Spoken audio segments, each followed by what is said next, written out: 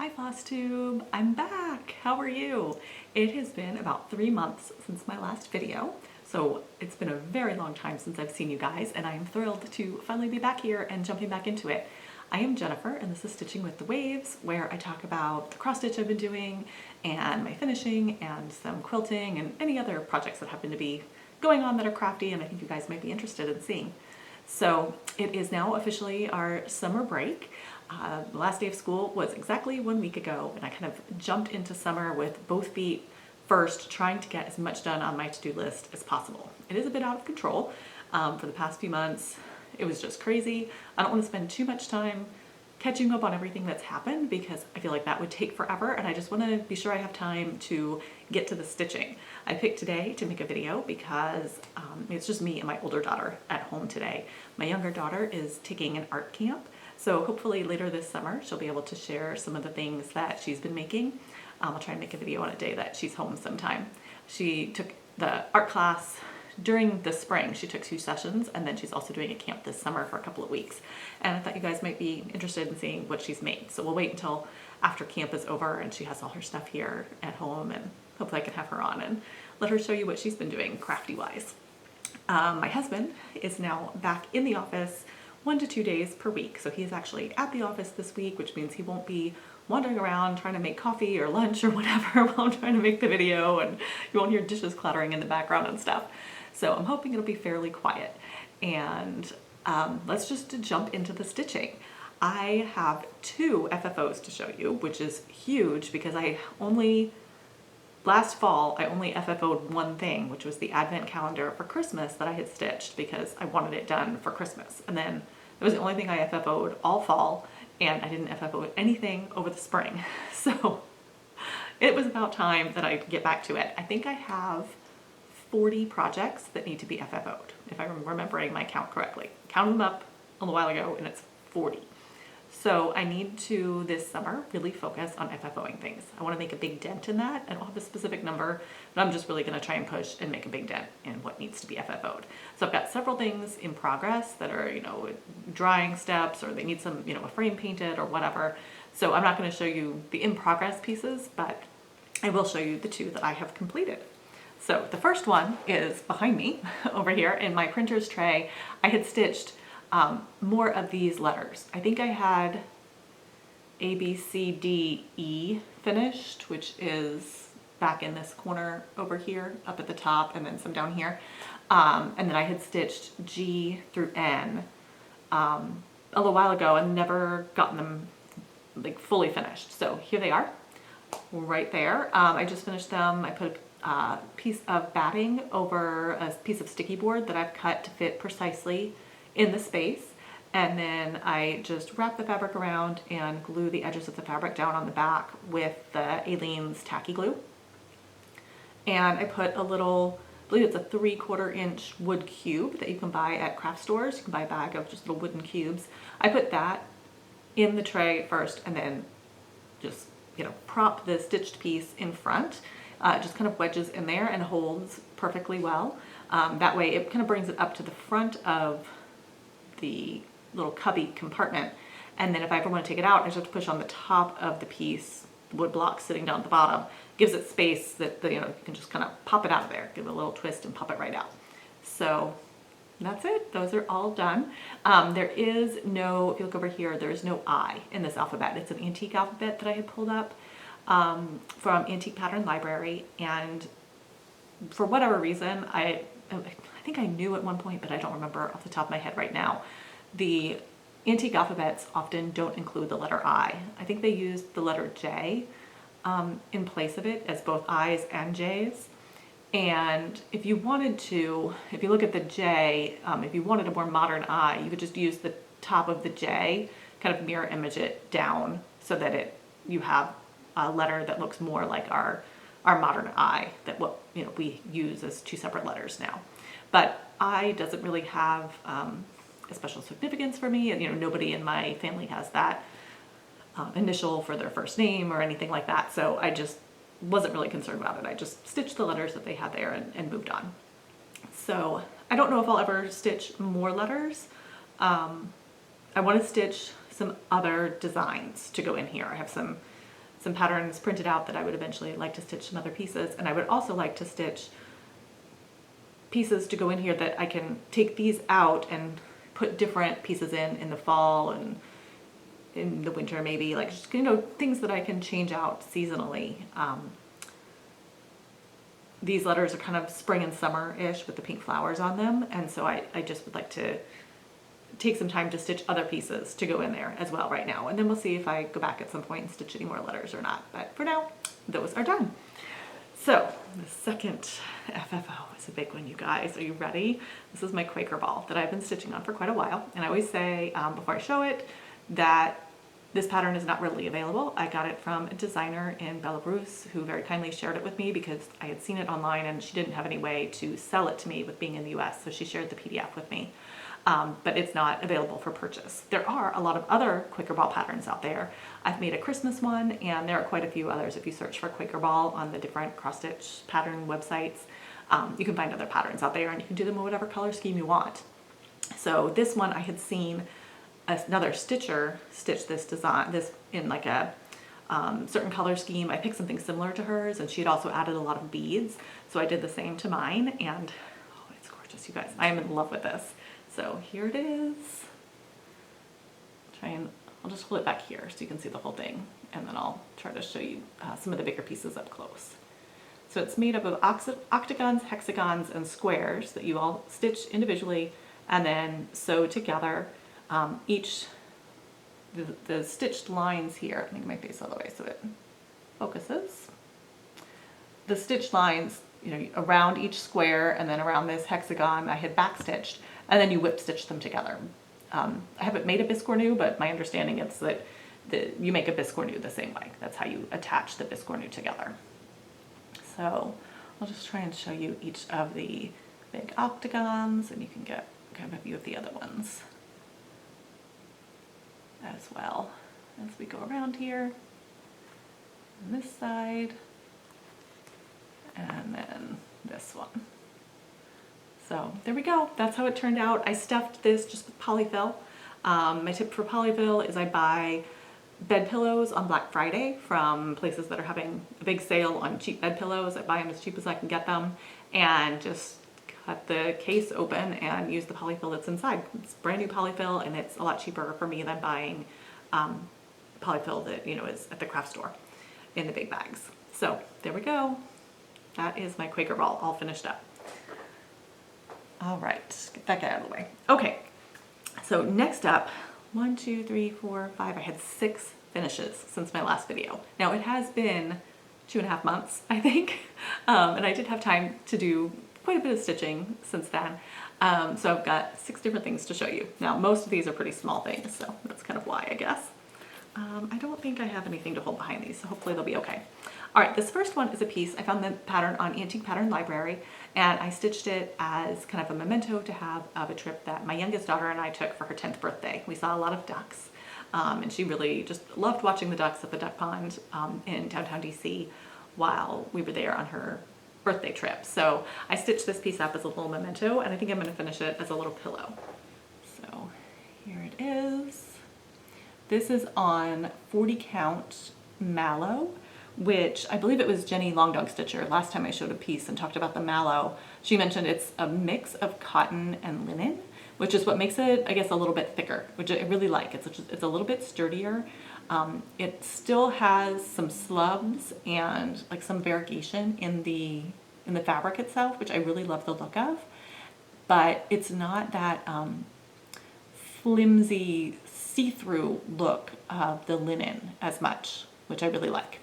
I also stitched just a little up here in the corner, my initials, my daughter's initials, and the date. So my plan is to just cut out around that and then stitch it on the back of the pillow, just to kind of remember what this was for. But you can see 2 little ducks there in the water and one looking out from behind the, oh, is that little, I'm not sure what kind of plants they are, just the little plants along the side of the pond there. So thought that was super cute and a perfect little thing to remember our trip by. Oh, I have nowhere to put piles. Okay, we'll just stack it up. Stack it up. All right, this whole table is kind of a mess because we've got like the kids crafting stuff out for the summer, and I've been trying to do some quilting, and we've just got, you know, FFOs get done here as well, so the whole place is just kind of a mess right now.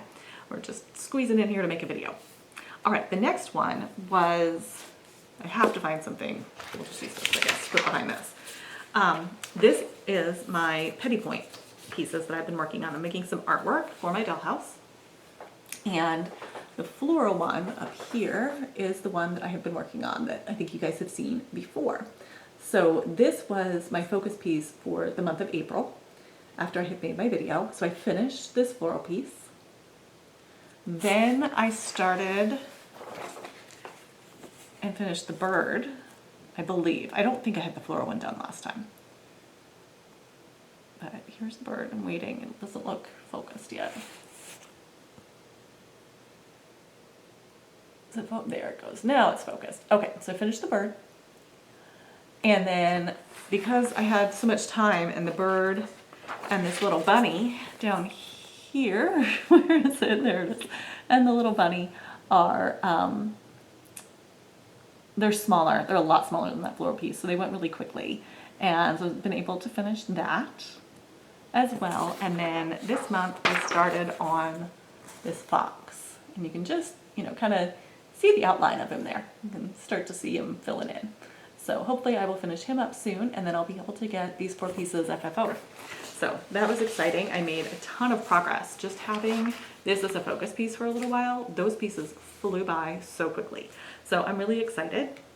I'm hoping to get this finished up, and then this fall I'll probably start a larger piece. I'm thinking another rug or something like that, because I will have had, you know, a few small pieces completed and then switch back and do another big piece.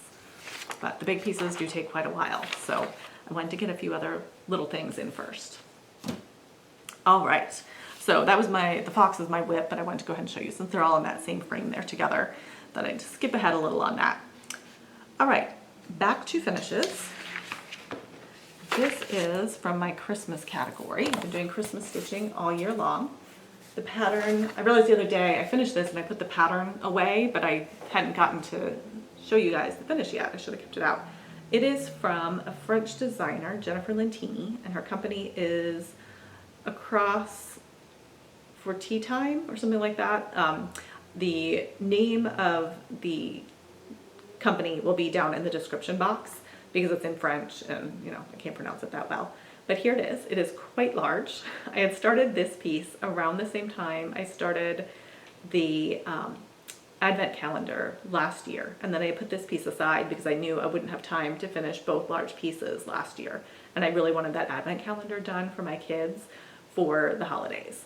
So this is stitched on 40 count white linen that I dyed myself with a 3-to-1 ratio of taupe and pearl gray grit dyes. And I wish I had made it a little bit darker. I did change up the colors on these.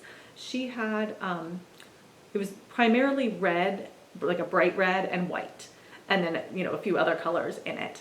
But I wanted to frame it and hang it near my Kringles pattern from Little House Needleworks. And I had ordered a lot of thread for Kringles that I didn't end up needing because I stitched it on 40 count, and, you know, I just ordered the recommended amount of thread because I was ordering it at the beginning of the pandemic, and I was, you know, wanting to make sure I for sure would have enough threads. So I had plenty left over to stitch this as well. So I kind of changed up the color scheme quite a bit. The shingles were all just solid red, and I changed them to be, they were the same like shape of shingle as the Kringles pattern already. So I just changed up the colors to match Kringles. And then I'll just kind of start over here and go across. The outlines around each of the boxes were just white. And I realized fairly early on that they weren't popping off the fabric enough for me. But at that point I had stitched enough of it, I didn't want to go back. I didn't want to start over. So I figured I would just deal with that later on. I knew I would have to do something. So after I got about halfway done and had a significant chunk of it stitched in, I went back and in between, you know, all the white stitches were what was charted, including the little snowflakes in between here. And then I went back with the gray and stitched in between each of the white stitches, just to give it a little bit more definition when you step back from it. And I think that worked out really well.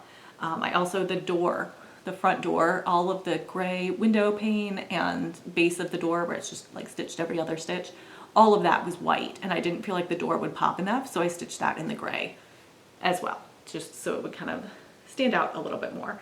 And I think that worked out pretty well. So there it is. It is complete. And I'll just kind of wrap that around and set it up there. Okay. That was also my focus piece for May, which I knew if I made it my focus piece, I should be able to get it finished in May. So that was not one. I didn't use the wheel to pick a focus piece that month. I knew I wanted to get that finished up. Last year, I never got ornaments stitched for my daughters. I was focused 100% on getting that advent calendar completed so they would have it to change out every day during the Christmas season. And, you know, I ran out of time to stitch an ornament for them, and I figured it's fine. My stitching for them that year was the calendar, but this year I really wanted to make sure I get ornaments done. So that was my plan, like June, July, August, I will get ornaments stitched for them. So I'll show you one of them that they picked out in a little bit when we get to whips. All right, so that was my last finish. So we will move on to whips now. First one up is 101 alphabets. I'm doing a rotation this year. I have 7 categories, and I work for 3 days on each of those pieces during the month. And then I move on to something else. And when I get to the end of the month, I spin a wheel to decide what will be my focus piece for that month. So I have added an 8th category. I will admit to that. I had a new start last month and added an 8th category. So this is 101 alphabets from Rosewood Manor, and this is supposed to be my big amazing project category, right? Huge piece. It is, I believe, $4.99 by $4.99 stitches. It's going to take years. Here we go. So I'm not going to undo the whole thing. I think I showed you the whole thing last time, and it's getting really awkward to show. I need to get a big piece of foam core out or something to pin it to next time, I think. But mainly where I stitched was down in here. I have completed 1 row of the pattern all the way across, 1 set of pages all the way across the top, and now I'm starting on the second. So I've completed the first page down here, and now I'm working on the second page. And I'm working right over here in this area with that uncompleted alphabet that has the thread diagonally.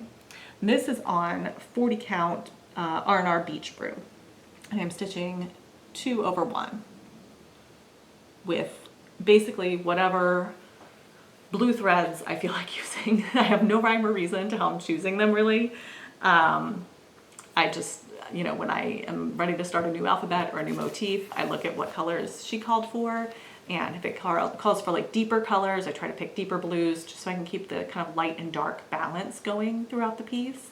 And I try and just rotate the blues. I just have my ring of fancy floss that's all blues and greens and blue greens, and I just pull it out and pick something. And that's pretty much what I do. Sometimes I pick a blue DMC color if it's not very many stitches and I know there isn't any variegation that's going to show up, then I just pick some DMC. But whatever, it's just willy-nilly, whatever I feel like. The original piece is a lot more like green and maroon, I feel like, and I just wanted it to turn out really blue in the end. So that's what I do. All right, we're gonna move that one over there. Okay, next up is my seasonal category. So I had finished the ducks for my daughter's birthday trip, which is kind of a spring. So we went on the trip in the spring and I was stitching that in the spring. So I'd finished the spring piece, and for June I needed to start something new. So I decided to pick out a new summer piece. I didn't have anything left over from last year to stitch, so that was exciting because I got to do a new start. So I picked this Summer Orchard, which is a blackwork pattern, and it is from Just Cross Stitch magazine in August of 2018. And let's see, this side is blank, I can use this. I'm switching up the colors a little bit. This is where I have so far. So this outer border, I used a light blue where they used red and yellow. And then I think that's mainly what I've changed up so far. There's some other smaller motifs in the piece that I'm going to switch up the colors on a little bit. I'm mainly using the navy, a lighter blue, red, and and obviously green and brown for the tree, and then I'm gonna have some yellow and pink in there as well. But that's primarily gonna be what I use so that I keep it kind of a red, white, and blue feel. I didn't like the bright white linen when I pulled that to go with the threads, so I'm stitching this on 40 count alabaster from Zweigart. And it's just an ever so grayish white, I would say. It's just got a little bit of a gray cast to it. You can kind of see, I don't know if you can see again, it probably on camera looks pretty much white against this white paper, but it's just ever so much off-white. And it's more of a gray tint to it than a warmer tint. It's got a little bit cooler tint. So I think it goes really well with that and gives, like, it reads as white to me, the red, white, and blue. All right, next up, Christmas. So I let my daughters pick out ornaments for this year. My younger daughter, she looked through all my patterns and books and Just Cross Stitch ornament issues and all of that, and what she found was an ad in Just Cross Stitch for a Mill Hill kit, a little snowman. So I've got to go online and see if I can find that kit, if it's available somewhere. It's a perforated paper one. I mean, it looks like Frosty the Snowman, so she really wants that. So I've got to go online and try and find that and get it ordered. But my older daughter picked a piece from The Magic of Christmas to Cross Stitch by French designer Veronique Onchinger. And I have stitched quite a few pieces out of this. You guys have seen it quite a lot, and I've seen a lot of other Flosstubers using it now as well. Let me try and remember what page number. Yeah, here we go.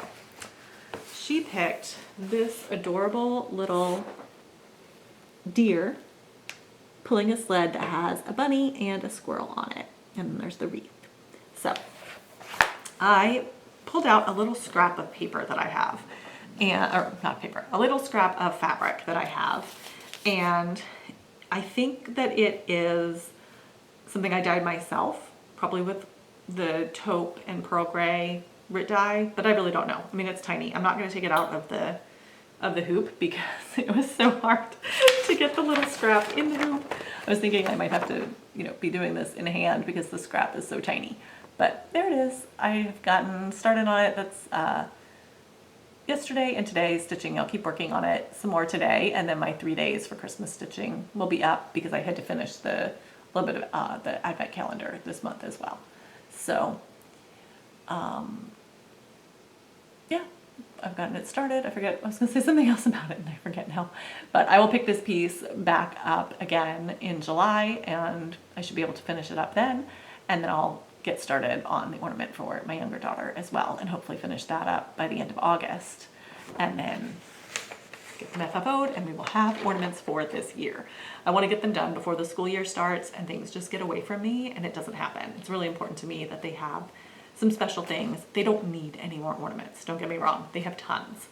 They can fill up an entire tree just by themselves with their ornaments, because we have so many family members who give them an ornament or more than one ornament every single year, and they've got these huge collections of ornaments, which is just crazy. But I want them to have special ones that I made for them to hang on their trees. So it was really important to me that I get back to it this year and get them done. So my plan for getting them done is to make them in the summer and have them be finished. All right, next category is, I don't have anything. The Quaker ball I finished up last month, and I haven't picked a new piece to start to fill in there. The category is just kind of like an everyday pattern. It's something I would just keep out all year long, and I haven't started anything new yet, so I don't have anything in that category because the Quaker ball finished last month, and then I haven't picked something to fill in that spot yet. All right, next up is my Mother's Tree pattern. I was inspired by the lavender and lace Mother's Tree pattern to create something that was a little bit more personal to me and my style, that incorporates all of our ancestors. So this is the kind of pattern. I've made some changes since then, but this is what I came up with. It's just got various bands from different antique patterns that I found, and then all of our female ancestors going back. Our maternal line is back as far as I could research it. So I've got 2 of these going, and I made the bands in each of them slightly different. Obviously the wording's the same. It's for my 2 daughters, so we have the same ancestors on all of them, except for their names. And then the bands will be what's different, so I don't have to quite stitch the exact same thing twice. The bands will be a little different. Here is this one. And I believe this one is a little bit less far along, so this will be the one I pick up next month to work on. But I have also, it's been so long since I made a video that I've worked on this one as well. So there we go, that's where they are at. Next up, down here on this piece, I am ready to start stitching in the first ancestor's name down there under that band that's at the bottom. So that is exciting. It seems like I am making good progress on those. I was worried that they were going to go a lot slower, but it actually is pretty quick stitching, especially with the bands that are kind of repetitive. And, you know, when I was just stitching in the alphabet, that goes very quickly. So that's exciting that it's moving along pretty nicely. All right. Those were my New Year's Day starts this year because I really wanted, I've been planning it and having the project in my mind for a few years, and I really wanted to get it started. And they are both on 40 count R&R weathered shingle. All right, next up is another project on 40 count mallow, which is A Year in Stitches. This is from Victoria's Sampler. I got it off their Facebook group, but they are now, it was a free pattern last year, and they're now selling it on their website if you go to the creative design section, and I have a link to the pattern in the description box below if you're interested in that. So,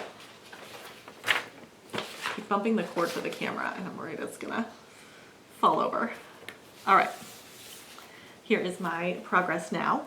I believe since I showed you last time, I have finished the 3 on the bottom row down there, April, May, and June. I'm trying to show you each one up a little bit closer. May is here in the center with the gazebo, and then June is over here on the side with the arch. I didn't put anything underneath the arch because in the pattern that they use, it is a bride and groom. And I'm a fall bride, not a June bride. And so June is not, I know it's wedding season and all that, but it's not that wedding-y to me. So I wanted to do something else under the arch, but I could never decide what. I've been trying to figure it out. I'm like, do I just put, you know, a pot with flowers under there or something? But it's got, you know, the pots with the flowers on the side. So I thought maybe a little birdhouse or maybe a bee skep or something like that. I don't know. I'm not sure. I feel like, I don't know. I after looking at it, I was like, well, maybe it doesn't need anything right there. So I'm at the moment just waiting. I want to get the next row in. And after I have the next row in, if it looks very empty, I'll fill it in with something. I also, there's 2 birds in that month. I could just put more birds underneath there. I could put a little bird house for them under there. Maybe just a bird bath. There's a bird bath in a different month, so I could put a bird bath under there for the birds. I don't know. I'm not sure. I don't really want to use the bride and groom, so I've got to come up with something else, but I thought maybe I'll just leave it blank for now and see how it looks without anything there and make the decision later. So other than that, June is finished and we'll move on to July next month. All right, next one is my travel stitching piece. This is a Facebook group called Ranges of the Week, Bands of the Week, or Edges of the Week. And they just posted the final band, I believe. And I believe there's about 90 of them. So here is what I have so far. I got a lot of progress on this year because I've been taking it on trips with me. So I took it on my daughter's 10th birthday trip, and I took it on a spring break trip that we took down to Florida. We flew into Miami for spring break and went to Everglades National Park, Biscayne National Park, and Big Cypress National Preserve for a few days. And then we spent the last couple of days at a hotel on Miami Beach and just laid at the pool and laid next to the ocean, enjoyed the sun and the warmth because it is not warm here. So that was really nice. It was great to get away, and I got a lot of progress in on this piece while I was gone. So this is on 40 count R&R weathered shingle as well. And I had a yard of that, so I just have it strip off of it that's the whole width of fabric long. And we'll just see, you know, of those 90 bands that they have posted, I'll see how many I can fit on here. If I can fit all of them, great. If I can't, I'll just stop when I get to the end of my fabric. We'll just see how it plays out eventually, I guess, when I get down to the bottom. But I've got a long way to go. And it's a great project for travel stitching because I'm using DMC, and so I have 1 skein of each color. I just keep that in the bag, and you know, it's easy to pick up. You know, some of them are pretty small bands and repetitive where you can just memorize the pattern and it goes really quickly. Right now I'm in a really wide band, so it's going really slowly. I can't wait to be done with that band so that I can get back to some skinnier bands and feel like I'm making more progress. All right, next one is a new start. I watch a lot of Flosstubers who do full coverage pieces, and I've been wanting to do a full coverage, but then I'm like, I'm crazy, don't start full coverage until I'm at least, partway in on the 101 alphabets, because that's a huge piece. It's not full coverage, but it's still huge. I'm like, why am I going to start something that would take me years to finish, whatever. I just, I've had the itch to do one for a while. So last month, my parents were here visiting, it was May, and my parents were here visiting. My mom fell in the middle of the night and hurt herself pretty badly. She got a spiral fracture in her upper arm here. And they had to change their whole plan for the trip. They had gotten here on a Wednesday, and Thursday night was when she broke her arm. So it was the very beginning of her trip. Fortunately, they had come to see my daughter's band concert, which was on Thursday evening. So they did that, and then in the middle of the night, Thursday night, was when she fell and got hurt, and essentially didn't do anything else the entire time they were here. They had to extend their trip because she couldn't return. She wasn't able to drive home. It was just so uncomfortable. She was in so much pain. She had hit her face as well and had a lot of bruising, and just, was just so injured and not functional. It's just so hard for her to move around, to do anything with this, broken arm. Where it was broken, they weren't able to cast it or do anything else. She just had a sling. And so it was just really, anytime she tried to move or do anything, it was very painful. And so I was spending a lot of time taking care of her and having them here. And it was a lot of stress. And I just was like, you know what? That's it. I'm doing it. I'm starting a new piece. So I really love Impressionist art, and I have a few pieces that I really love, and I searched and searched before. This was a while ago. I've been trying to find patterns online of those particular pieces, but I couldn't do it. And I was like, well, I have PC Stitch, and these artworks are all old enough that there are high resolution pictures of them available online because they are not under copyright anymore. That doesn't exist. They're from the 1800s. They're not copyrighted or anything. So I was able to download one of those. I brightened up the shadows a little bit, and I increased the saturation of color a little as well, so I wouldn't get so much like dark blacks and grays in there. It would be a little bit brighter. And then I have a frame. I know where I want to hang it. I know what size I need it to be. I knew I wanted it to be like 16 by 20. So I figured out if I did 40 count over 1, what the stitch count needed to be, so I could size my picture that way. I know I'm crazy, starting 40 count over 1 for my first full coverage. Whatever, doing it. Who cares? Love it. So I did that, and then I looked at a lot of the Hades and other patterns that have a max color, or they seem to use around 240 colors in them to get really good detail. I knew the more stitches and the more colors I had, the more realistic it would look to the actual painting. So I picked 240 colors as my maximum and just let the program do its thing. I liked how it looked on the computer screen, so I was like, all right, that's it, we're gonna start it, we're gonna stitch it. I had a yard of the mallow, 40 count mallow fabric, and I'd heard from, watching a lot of Flosstubers that do full coverage. I'd already kind of had in my mind what I would kind of do. It's like, oh well, I could use, if you use a darker color fabric, or not a dark, but just a colored fabric rather than white, then any background that shows through isn't quite so obvious. And I was like, oh, the mallow would probably be great for that, and I already have a piece that's big enough to do this, and I have my pattern ready to go now, and I have a whole bunch of DMC, so I can just get started with the DMC colors I have, right? So I'm just, I sit on one sofa, my mom's laying on the other, I just start stitching on this. Just was like, that's it, I'm doing it. One morning, woke up, cut my fabric, and started it. So, just whenever my mom needed something, set it aside, took care of her, picked it back up, sat there chatting with her, sat there stitching while she napped, all of that. So I got a decent amount done on it. I have half of the first page complete. So this is what I picked. It is Poppy Field, and I don't know how to say the name of the town or the village that it is. It's Argentoul, something like that. This was painted in 1875 by Monet. So this is a picture of the piece from the website. And my stitch count is 650 wide by 481 high, which is a little over 300,000 stitches total. And I picked 240 colors. So I started up in the top left corner, and here it is. This is what I have so far. Yeah. So there it is, 40 count over 1 with DMC. And I haven't had any trouble with the stitches pulling through, kind of slipping through the fabric since I'm doing over 1. I think with this mallow, because the fibers are so much thicker and the fabric itself is thicker, that seems to prevent some of the slipping through problems that I've had with linen before. So that is just, let me see if I can hold them both up together here. This tiny little branch right up in here is where we are. Just that tiny little corner up there and some sky.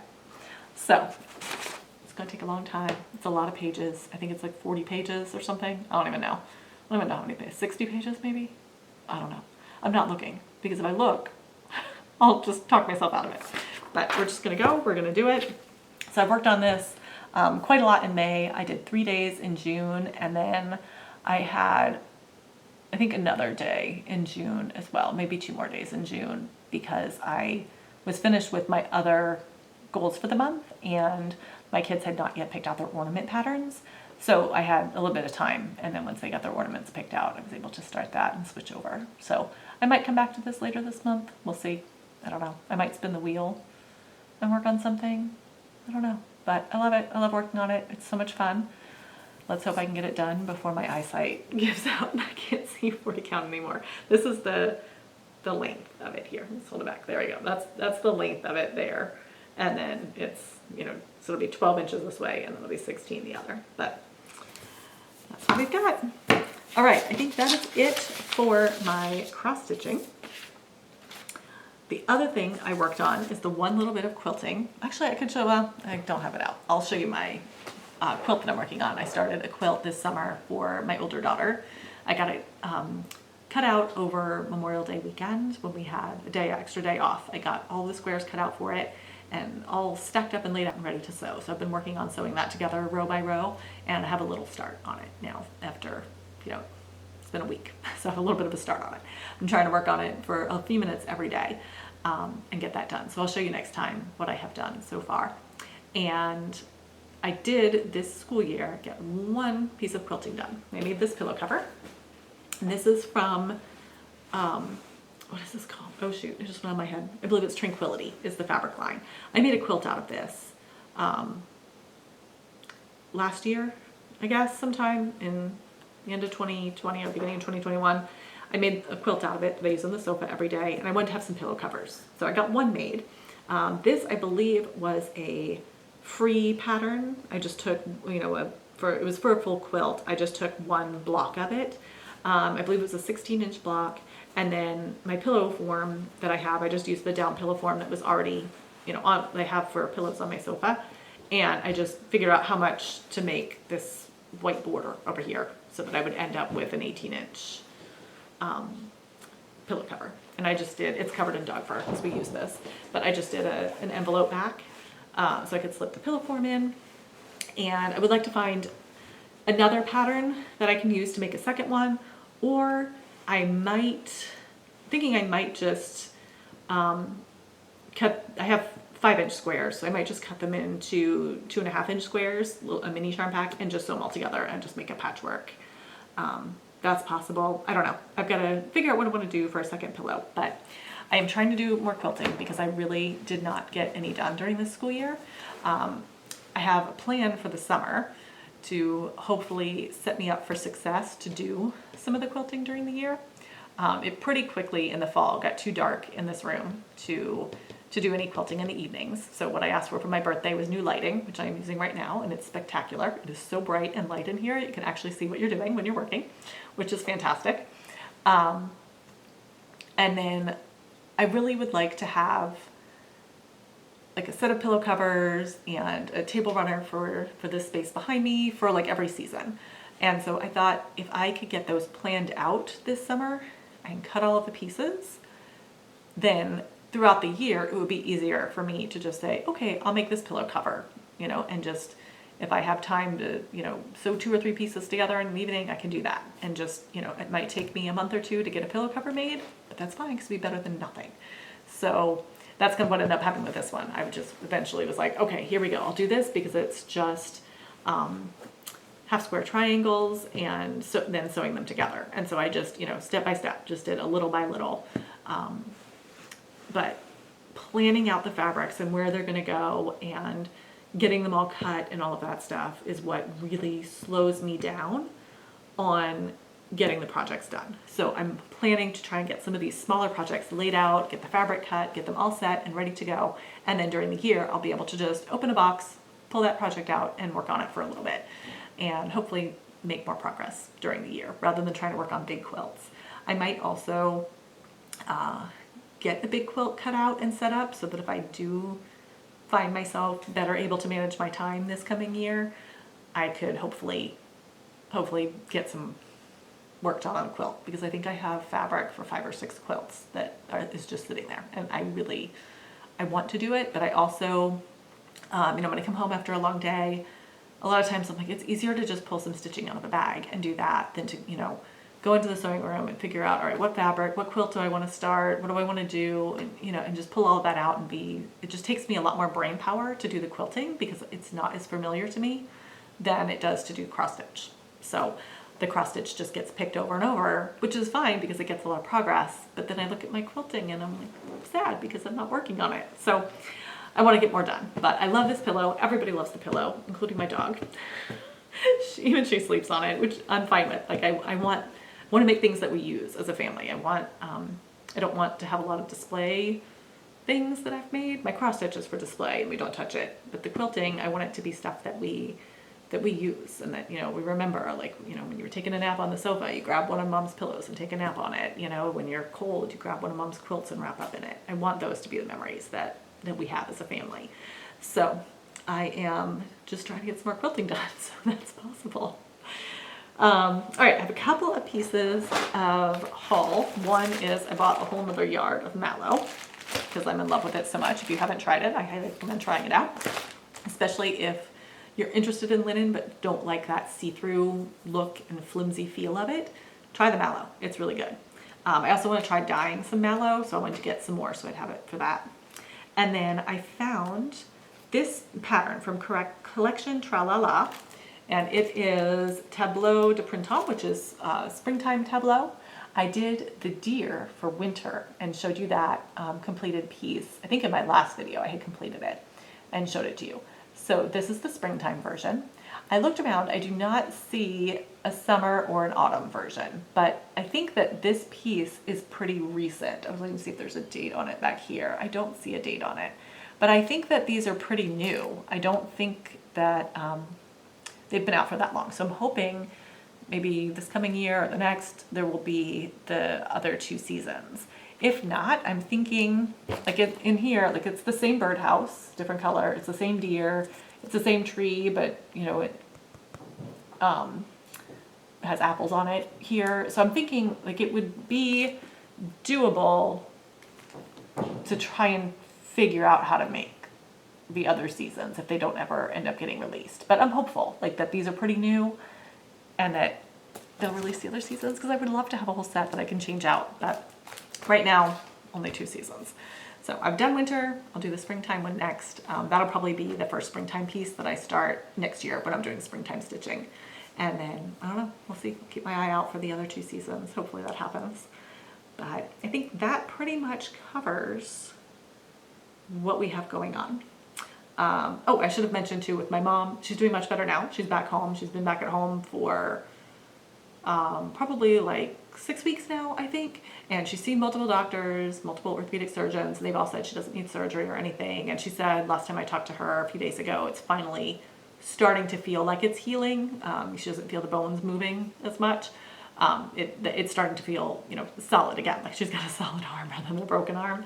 and she's able to do a little bit more and get around a little bit better. So that's good. She's, you know, the bruising is disappearing and is almost gone. So she's happy about that, and I'm glad that she's feeling a lot better. I think, you know, it was hard to be away from home too when she got injured, because it's just, you know, things aren't familiar to her, and it's just not, you know, you just want to be at home in your own bed when you're not feeling well. So I was glad when she was able to finally make the trip home that, you know, she then could be where she's just more comfortable and can rest better. So she's back there, she's doing okay. The doctor said it'd be about 3 months recovery time for her arm, but she's able to start physical therapy now as well and start doing some exercises for it, and hopefully that will help build it back up stronger as she continues to recover. So that is pretty much it, and I will hopefully be back a few times this summer.